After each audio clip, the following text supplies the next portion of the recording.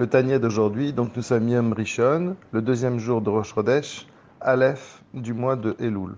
Donc on continue dans l'idée, et on nous a expliqué que, l'Admorazake nous a expliqué hier dans le Tanya que le Chesed d'Akadash Baruch Hu qui vient dans ce monde s'appelle Chesed Olam. C'est pour cela que ce Chesed-là s'habille dans la mesure. Et il reprend toute l'idée encore aujourd'hui.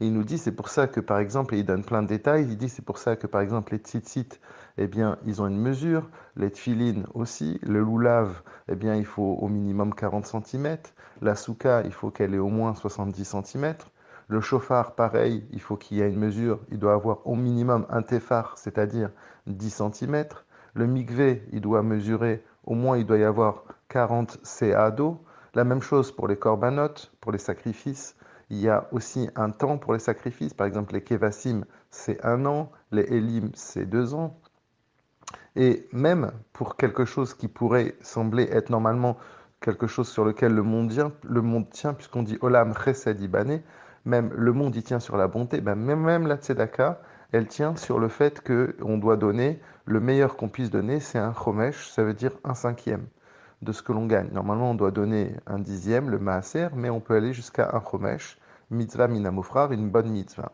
Mais ne pas aller jusqu'à s'appauvrir pour donner la tzedaka. Seulement ce point-là, on reverra un peu plus tard.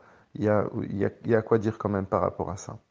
Maintenant, donc, tout ça, pourquoi? Parce que puisque le monde est limité, Akadosh Baruch Hu a été obligé de justement de s'adapter au monde et de faire en sorte que la bonté qu'il va donner, elle va être limitée. C'est un peu comme nous, on doit être capable de s'adapter. C'est pas une bonté, on veut être bon, notre sentiment, même s'il est bon, des fois il peut être dévastateur. On doit être capable de s'adapter à l'autre et de lui donner en fonction de ce qu'il est.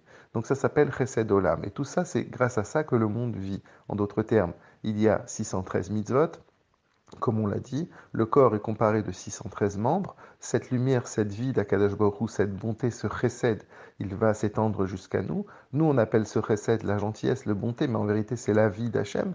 Et donc, si on arrive à respirer, à vivre, à être et à exister dans ce monde, c'est grâce au mitzvot. Seulement, le Hanmorazaka, il nous dit, c'est pas forcément comme ça. C'est-à-dire que parfois, malheureusement, on se détourne de Torah et mitzvot et on ne fait pas la Torah et les mitzvot comme il se doit. Et donc à ce moment-là, qu'est-ce qui se passe? Eh bien, il y a un manque à ce moment-là. Comment ça se fait qu'on arrivera à vivre, puisque justement le canal de vie, à ce moment-là, d'Akadosh Baruch Hu, qui est les 613 mitzvot, eh bien, il n'est pas passé. Si quelqu'un n'a pas accompli telle ou telle mitzvah, quelque part, il se met en danger. Donc comment arriver à réparer ça?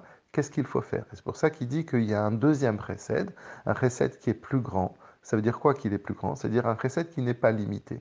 Ce chesed qui est illimité, lui va permettre justement aux personnes qui n'ont pas, qui ont dévié du chemin, eh bien de pouvoir réparer ce manque de lumière qu'il y a eu. Parce que si on restait dans la contingence, si on restait dans les limites, on n'aurait jamais la possibilité de réparer.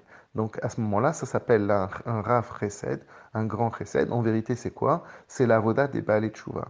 Le Baal Teshuva, qu'est-ce qu'il va faire? Il va amener une lumière qui est plus grande parce que son travail, il ne va pas être un travail qui va être dans les limites. Un Baal Teshuva, il brise toutes les limites. Et c'est pour ça que on dit qu'à l'endroit où les Baal et Tchouva se tiennent, eh bien même les tzadikim gmurim ne peuvent pas se tenir, même les grands tzadikim. Le rabbi insiste beaucoup, il dit pas simplement que les tzadikim ne se tiennent pas, mais ils peuvent même pas se tenir. Ça veut dire que c'est un endroit qui est très haut, comme ça va dans le sens de ce qu'on vient de dire, ça veut dire que le Baal Teshuvah arrive à ramener une lumière qui est immense et qui fait que justement ça va résorber. C'est exactement comme l'idée, si quelqu'un par exemple est assoiffé, eh bien, il ne va pas, il a tellement envie de l'eau, le manque va faire en sorte qu'il va être tellement, il voudra absolument boire énormément. Et c'est ça justement toute l'idée. Toute l'idée d'un Baal Teshuvah, c'est qu'il n'est pas dans la mesure, il est toujours dans la démesure, et c'est ce qui va lui permettre justement d'attirer une lumière qui est beaucoup plus grande et beaucoup plus forte. Et c'est ce qu'on va expliquer dans la suite.